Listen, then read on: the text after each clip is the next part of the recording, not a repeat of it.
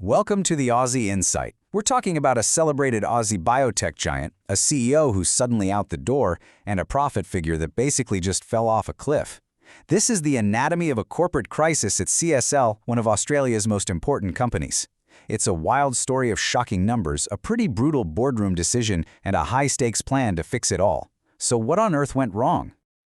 It really all starts with this one number, negative 81%. That is the collapse in CSL's reported profit for the first half of fiscal year 2026. Now, a figure like that doesn't just raise a few eyebrows. It sends alarm bells screaming for investors, for employees, and, for the entire market. And then, just when you think it can't get more dramatic, there's this. An unbelievably blunt statement from the company's own board about their CEO, Paul McKenzie. And the timing? The timing is everything here. They said this just one day before that disastrous 81% profit drop was revealed to the public. You can see the story was already taking a very sharp turn. So let's unpack that leadership bombshell, shall we? Because let's be real, a CEO doesn't just retire the day before a massive, terrible financial announcement without a serious story going on behind the scenes. Paul McKenzie's departure after only 3 years at the top was, well, anything but quiet. This timeline really shows you the pressure cooker environment they were in. The trouble didn't just pop up overnight. It started months earlier, back in August 2025, when the share price took a nosedive. Then in October, a huge plan to spin out their vaccine unit gets suddenly reversed. It all comes to a head in this insane 48-hour period in February. On the 10th, the CEO is gone. On the 11th, the shocking results are out. Okay, so with McKinsey out, who do they bring in to stop the bleeding? Gordon Naylor, a CSL lifer, 33 years with the company. But here's the really crucial part. The board didn't just give him the keys to a caretaker's office. They gave him a full mandate to implement any changes necessary.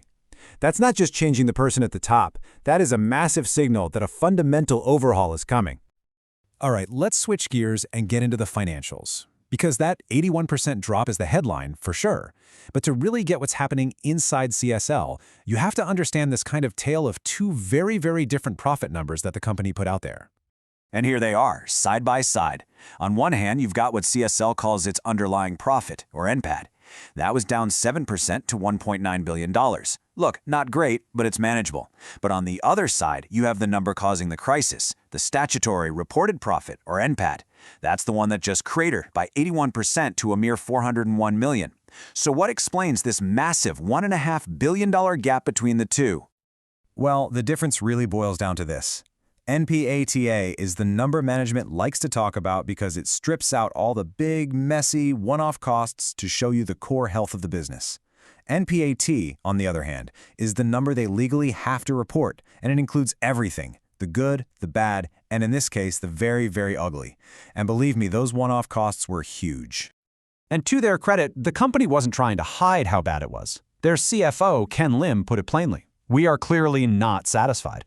Of course, he immediately pivoted to talking about their new plans, but that admission, it speaks volumes about the scale of the problem they're up against. So what were these massive one-off costs that turned a 7% dip into an 81% freefall? Well, the answer is a series of enormous write-downs. That's basically the company having to admit that some of its most prized assets are worth way, way less than they thought they were. And here's the number that explains pretty much the whole gap. About $1.1 billion.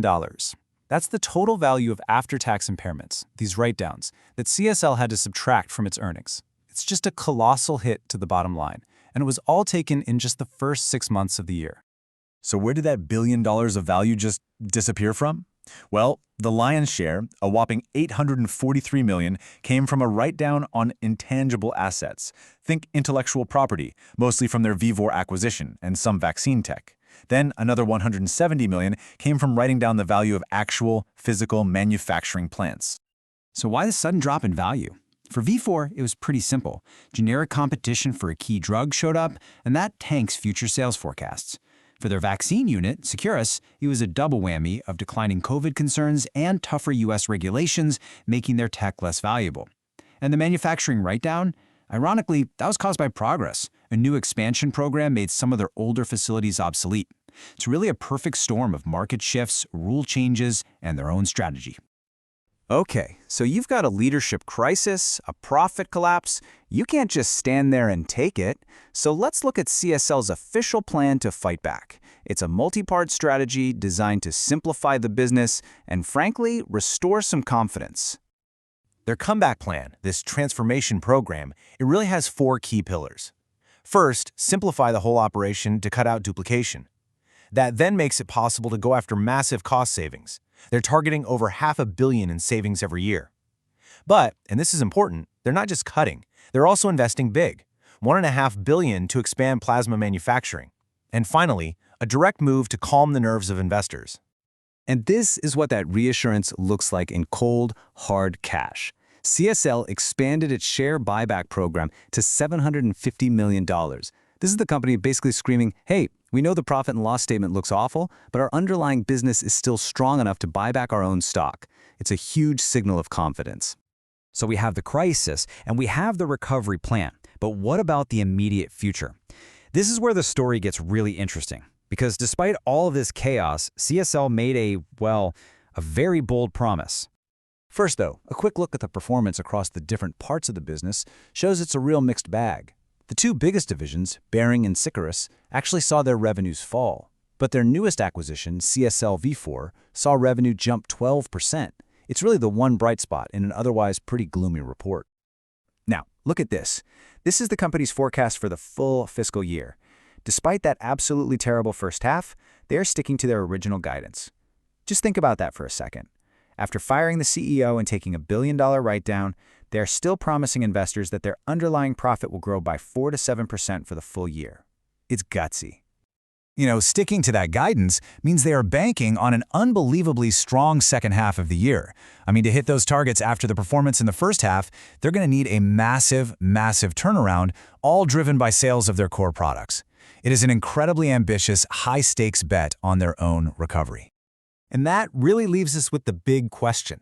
They have a new leader with a full mandate for change, they have a clear transformation plan on the table, and they've set a very, very high bar for themselves. So can they pull it off? Can CSL actually navigate this crisis and deliver on its incredibly ambitious promise to the market? The next 6 months are going to be absolutely crucial.